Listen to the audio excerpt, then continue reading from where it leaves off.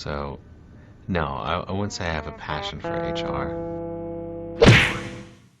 Welcome back to Human Resources for the People. It's a human capital revolution. The United Auto Workers endorsed Biden for president, and we've got to talk about it. This came as no ultimate surprise, right? The United Auto Workers have been endorsing Democrat presidents for a long time. And again, this was expected, but it was taking longer than they expected ultimately.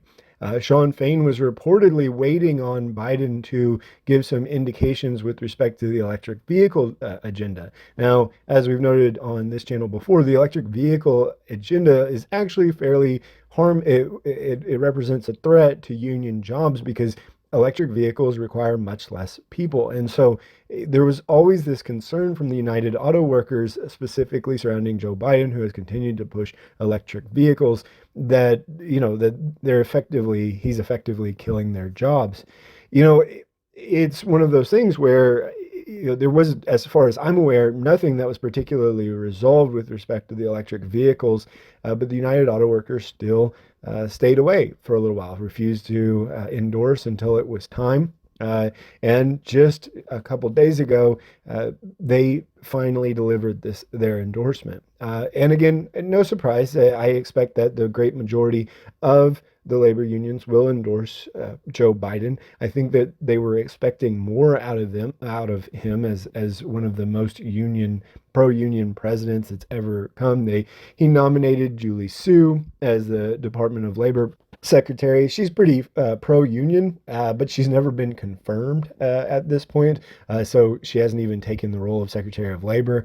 There have been some strong pro-union moves from the National Labor Relations Board and specifically the Department of Labor coming from all of this, right? So there has been some very high-level moves on that front that I think do support the union, specifically the independent contractor status, the prospective implementation of the PRO Act, and things of that nature.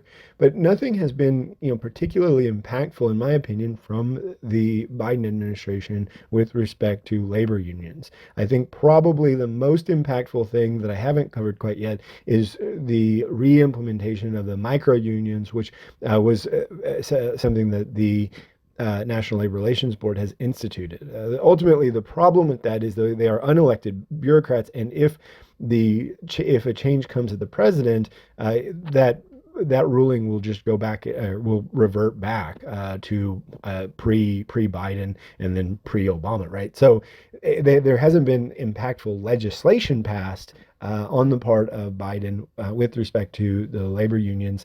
All the impactful legislation has come from bureaucrats, unelected bureaucrats who, have found rulings that they've decided to embrace. But as soon as the electoral tides change, they just go away. And, that's ultimately, I've expressed my frustration as an HR manager in this regard, because it's a snip snap snip snap. It's a consistent change from the National Labor Relations Board based on who's president, and it represents a big problem, and it's something that lawmakers, democratically elected lawmakers, need to get involved with. If they support these ideas, then they need to pass laws to support it, not simply delegate their responsibilities to the unelected. It's anti-democratic, and it's an absolute shame.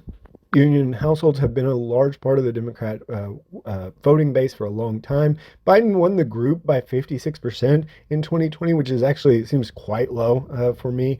The UAW was a holdout for a long time, but Fain has, of course, criticized Donald Trump, and as a result, it's expected. Sean Fain said the choice is clear. Joe Biden bet on the American worker while Donald Trump blamed the American worker. If our endorsements must be earned, Joe Biden has earned it. I think that's I think that's still up in the air, specifically with the United Auto Workers. Now, Biden did join the picket line in the United Auto Workers struggle against the automakers, and so I mean, I think that there was that line of support, and generally speaking, the Biden administration has been quite in favor of the unions, if not, supportive, incredibly so to some degree. What do you think? Was this earned on the part of Biden with respect to the UAW? Was there more work to do? Let me know in the comments down below. Like, share, and subscribe, and we'll see you on the next video. Bye, guys.